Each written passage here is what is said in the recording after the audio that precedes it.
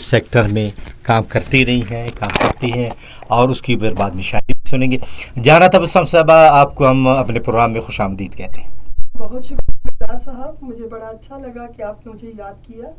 अच्छा, आप चूँकि इसलिए भी ज़रूरी है कि आप ख़वातीन, चंद ख़वातीन हैं कि जो बलूचिस्तान में अदब के हवाले से काम कर रही हैं और फिर उर्दू के साथ साथ आप ब्रावी में भी काम कर रही हैं, आपने सिंधी में भी आप लिखती हैं, शायरा भी हैं। तो पहले तो आप जो डिप्टी सेक्रेटरी की हैसियत से ये जेंडर पे काम कर रही हैं, इसका पस मंज़र बताएं और यहाँ पे क्या कैसे आ गई, फिर हम जाएंगे अदब के हवाले से। बेदार साहब, अल्लाह का मुझ पे बड़ा करम है कि जो मेरा ख्वाब है, जो मेरी ख्वाहिशात हैं या जो मेरा विज़न है, अल्लाह पाक ने मुझे उसी मनसब पर फाइज किया और मेरे रोज़गार का वसीला भी वही बनाया। जी, शुरू से ही मैं कुछ एक्स्ट्रा ऑर्डनरी रही हूँ अपने ख़ानदान में, पसमानदा ख़ानदान से ताल्लुक़ रखने के बावजूद। जहाँ हमारी ख़वातीन छुपती हैं, मैं वहाँ छपती हूँ अखबारों में। सही। तो अल्लाह का शुक्र है कि एक शायरा, एक तख्लीकार होने की हैसियत से अल्लाह पाक ने मुझे एक हसास दिल से नवाजा और इस हसासियत का फ़ायदा ये हुआ कि मैंने औरत के कर्ब को समझा और सिर्फ ना समझा बल्कि मैंने उसके तदारुक के लिए कलम को अपनी ताकत बनाया। जी, आज अल्हम्दुलिल्लाह मेरी कोशिश होती है कि मैं थ्रू पोइट्री अवेयरनेस लाऊं, वुमेन राइट्स को उजागर करूं, वुमेन एम्पावरमेंट को सामने लाऊं और कोशिश करती हूँ अपनी शायरी के थ्रू कि जेंडर इक्वलिटी पे बात करूँ। इस तरह मैंने मेरी पूरी किताब जो कि सच्ची स्टोरियाँ हैं, मैंने नज़मिया तौर पे, मुझे खुतबा नहीं आता, मैं वो नज़में बयान की हैं। तो शायरी के साथ साथ ये दोनों जैसे एक साथ चल रहे हैं काम। अच्छा, आप पहले तो अदब के हवाले से बात करेंगे कि आप अदब के मैदान में कैसे आ गए, लेकिन इब्तिदाई ज़िंदगी के हवाले से भी हमारे सामीन को बता दें कि आपकी इब्तिदाई ज़िंदगी कहाँ गुजरी, तालीम कहाँ पाई और फिर कैसे आ गई इस फील्ड में। मैं जब बहुत छोटी थी, कोई क्लास 5th में शायद पढ़ती थी, तब मैंने कुछ शेर कहे थे। मुझे लगा था कि मेरे अंदर जो है एक वक्री सी शायरा या वक्री सी जहां आरा का जन्म हो रहा है। मुझे बड़ा अच्छा लगा और मैं उसी वक्त से ख़ुद को कुछ ख़ास समझने लगी, तो मुझे बड़ा अच्छा लगा। फिर ज़ाहिर है इतना कोई आपको संभालने वाला नहीं था, कोई आपको गाइड करने वाला नहीं था और बस घर का उस तरह का माहौल भी नहीं था कि पूरा इल्मी माहौल हो। लोग बड़े फ़ख्र से बताते हैं कि इल्मी घराना था, मुताला था, ऐसा कुछ भी नहीं था। मैं तो उस ख़ानदान से ताल्लुक़ रखती हूँ जो मैं समझती हूँ कि जैसे मैं गुरबत और जहालत की दलदल से निकली हूँ, ना सिर्फ ख़ुद निकली हूँ बल्कि अपनी औलाद को भी वहाँ से निकाला है। तो इस तरह फिर जब मैं मिडल में थी तब एक नज़्म के मुकाबले में मैंने शिरकत की और एप्रिसिएशन का सर्टिफिकेट मिला। जब मैं फ़र्स्ट ईयर में आई तो मैंने आल पाकिस्तान इंटर गर्ल्स कॉलेज में पहला मुशायरा पढ़ा, पहली बाकायदा गज़ल कही और उसमें मैंने फ़र्स्ट प्राइज़ भी लिया। फातिमा सुरैया बजिया के हाथों से ट्रॉफ़ी मेरे लिए एजाज़ थी।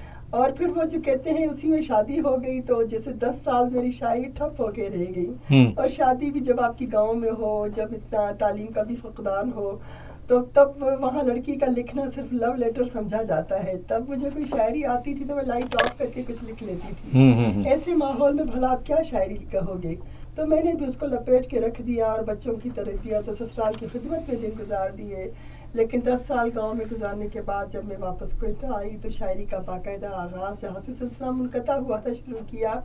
तकरीबन सन 2000 में मैं वापस आई थी क्वेटा। 2001 से मैंने बाकायदा फिर से शायरी का आगाज़ किया और इस तरह आज 2024 हो रहा है, मतलब कि 24-25 साल मैंने इस दश्त की सयाही में लगाए हैं।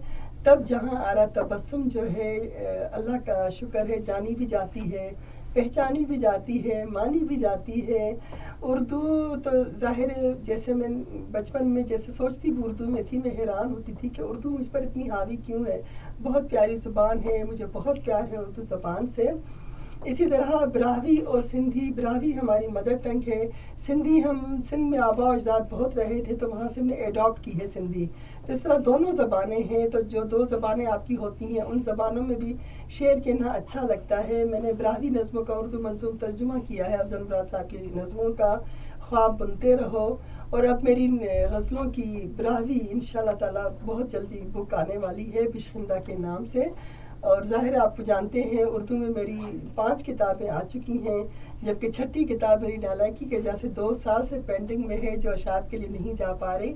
अल्हम्दुलिल्लाह इस दश्त की सयाही में हमने नाम कमाया है, इज़्ज़त कमाई है اور کیتھارسس کے ساتھ ساتھ سوسائٹی میں چینج لانے کی کوشش کی ہے، جو کہ الحمدللہ کامیاب ہے۔ اچھا جانا صاحبہ، آپ کے والد صاحب بھی ماشاءاللہ پڑھے لکھے شخص تھے اور ریڈیو پاکستان میں پروڈیوسر کی حیثیت سے انہوں نے کام کیا، پھر ریڈیو چھوڑ کر باقاعدہ بینک میں مینیجر کی حیثیت سے بھی کام کرتے رہے، اور ان کا لگاؤ بھی ادب سے تھا اور براوی ادب میں بھی انہوں نے کام کیا۔ تو اس طرح تو آپ کا خاندان تو پڑھا لکھا خاندان معلوم ہوتا ہے۔ پھر وہ آپ لگتا ہے کہ والد صاحب یہاں پہ سروس میں تھے اور آپ دیہات میں؟ جی، مجھے لگا کہ آپ مجھ سے یہ سوال ضرور کریں گے، کیونکہ میرے بابا جان سے آپ کی جو ایفیلیشن ہے اس کو میں جانتی ہوں، جیسا کہ آپ بارہا ذکر بھی کرتے ہیں کہ بیدار تخلص ان کا دیا ہوا ہے۔ بالکل صحیح، اس میں کوئی شک نہیں کہ وہ قداور شخصیت تھے۔ وہ براوی میں شاعری سے زیادہ نثر نگاری کرتے تھے، لیکن بابا کی کیا مزاج ایسا تھا، وہ اتنی سخت گیر طبیعت کے تھے کہ ہم بچوں کی ان کے ساتھ وہ جیسے ہوتی ہے فرینکنس نہیں تھی جی۔ اور دوسرا آپ نے بالکل صحیح کہا کہ اپنی جاب کے حوالے سے ہمیشہ کوئٹہ سے باہر ہی رہتے تھے، تو ان کا اتنا انٹریکشن ہماری زندگی میں نہیں رہتا تھا۔ لے دے کے ایک وہی پڑھے لکھے انسان تھے پورے خاندان میں، لیکن بچوں کو تو گھر کا ماحول چاہیے ہوتا ہے اس طرح کا ہو، جو کہ ہمیں میسر نہیں تھا۔ میں نے جب پہلی براوی غزل کہی تھی تو میں بڑے فخر سے بابا جان کے پاس لائی تھی، اور جھوٹ نہیں بولوں گی، مجھے یہ بھی تسلی تھی کہ میری مدد کر دیا کریں گے، مجھے گائیڈ کریں گے استاد کی حیثیت سے۔ لیکن جب میں نے ان کو غزل دکھا، انہوں نے کہا اچھی ہے، ٹھیک ہے، اس میں کوئی ڈسکس نہیں کیا، کوئی تبصرہ نہیں کیا، آئندہ کے لیے کوئی انکریج، یعنی حوصلہ افزائی نہیں کی۔ پھر مجھے لگا کہ جہاں جو کرنا ہے آپ نے خود کرنا ہے، اور یہ ایک طرح سے اچھا بھی ہوا کہ مجھے بیساکھی کی عادت نہیں رہی۔ تو الحمدللہ جیسا ہے اندھا کاڑا ہے خود کہہ لیتے ہیں۔ اب ظاہر ہے وقت سکھا دیتا ہے آپ کو، آہستہ آہستہ آپ کو خود ہی سمجھ میں آنے لگ جاتا ہے۔ تو اللہ میرے بابا کو جوار رحمت میں جگہ دے، ان کا سایہ ہی ہمارے لیے بہت تھا۔ ہم یہاں جو بھی کچھ ہیں، کچھ نہ کچھ کہیں نہ کہیں ان کی تو کنٹریبیوشن ہے ہی بہرحال۔ اچھا، یہ جو شاعری ہے، پہلی غزل تو جیسے آپ نے کہا کہ اس کی حوصلہ افزائی تو نہیں ہوئی، اس کے بعد پھر کیسے آ گئی میدان میں، باقاعدہ مشاعروں میں اور ریڈیو اور ٹی وی اس طرح؟ پہلی میری باقاعدہ غزل جیسے میں نے بتایا کہ فرسٹ ایئر میں تھی، جب میں نے کالج کا مشاعرہ پڑھا تھا۔ جب سلسلہ منقطع ہوا، دوبارہ جب میں واپس آئی تو میرے پاس جتنا کچھ لکھا ہوا تھا، پتہ چلا کہ اکادمی ادبیات ہے جو کہ گڑھ ہے ظاہر علم و ادب کا، افضل مراد کا بڑا نام تھا، وہاں چلی گئی تو انہوں نے دیکھ کے کہا، جس طرح اب بھی مجھے ہنسی آتی ہے، اب بھی جب نئے شاعر آتے ہیں اپنا لکھا ہوا لے آتے ہیں کتاب کی شکل کے لیے، حالانکہ یہ وہ وقت نہیں ہوتا کہ کتابی شکل ہو، وہ ہمارا وہ کاٹ کا باڑا ہوتا ہے جو ہم ناسمجھی میں کہتے ہیں، جبکہ کتاب کے لیے آپ کو بہت اعلیٰ پائے کی پرفیکٹ شاعری چاہیے ہوتی ہے، جس میں وقت لگتا ہے، جس میں عمریں لگ جاتی ہیں۔ تو پھر انہوں نے مجھے مشاعرہ میں بلانا شروع کیا، حوصلہ افزائی بھی کی۔ یہ وہ وقت تھا جب ایک دو ہی خواتین ہوا کرتی تھیں، تو ہمیں بڑا حوصلہ ہوا، پریکٹس ہوئی ہماری کہ کیسے مشاعروں میں جایا جاتا ہے، اور اس طرح مشاعرہ میں شرکت کے ساتھ ساتھ اندازہ ہوا کہ غزلوں میں کہاں جھول ہے، کہاں مزید اصلاح کی ضرورت ہے، اور کتاب کے لیے کیا کیا ضروریات ہوتی ہیں۔ اس لیے وہ جتنا مسودہ تھا وہ تو لپیٹ سپیٹ کے میں نے کہیں پھینک دیا۔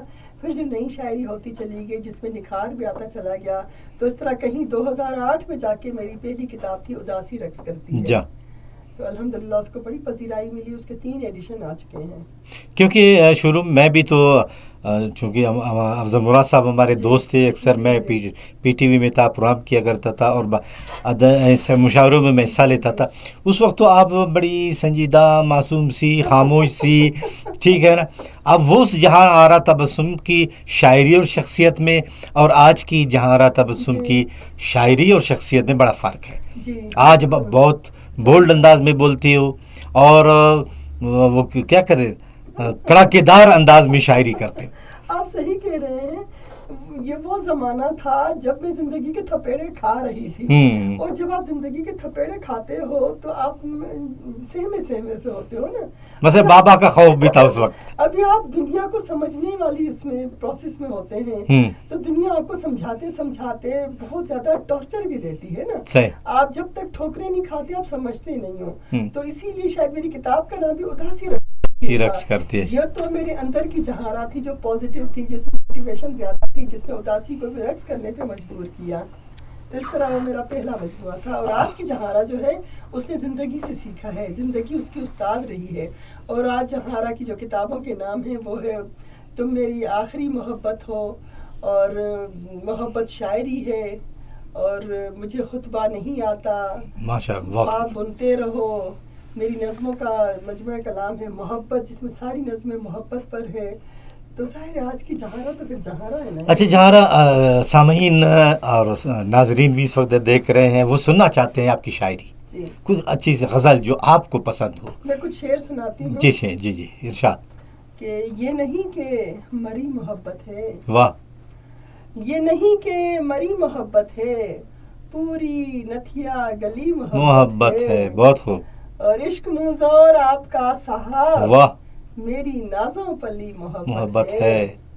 واہ. اور دل لگی موت ہے محبت کی، ہم. دل لگی موت ہے محبت کی، ہائے دل کی لگی محبت ہے. اور وہ میرا پہلا پیار تھا سائیں، واہ واہ. وہ میرا پہلا پیار تھا سائیں، تو میری آخری محبت ہے. بہت خوب، یہ بہت. چندر شاہ. یہ جو سائیں کا لفظ استعمال کیا ہے بہت پیارا. جہاں سب شکریہ. تھوڑی دیر کے لیے ایک وقفے پہ جائیں گے، دوبارہ ہم آئیں گے. سامعین آپ سنتے رہیے سنو بلوچستان.